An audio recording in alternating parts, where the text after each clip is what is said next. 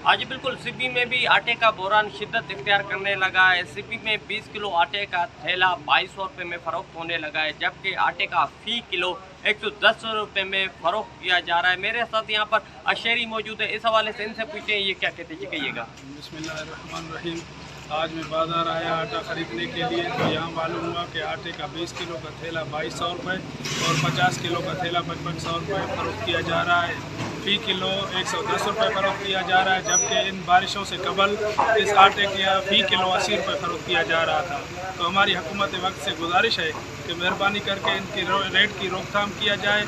आज बिल्कुल यहाँ पर आपने इनकी बातें सुनी। इनका ये कहना है कि 80 रुपये फ़रोख्त होने वाला अब जो ये आटा है 110 रुपये में फ़रोख्त किया जा रहा है। इनका ये कहना है कि ज़िले इंतज़ामिया को चाहिए कि मुनाफाखोरों के खिलाफ कार्रवाई अमल में लाई जाए और सभी के शहरियों को सस्ता आटा फराहम किया जाए। जी।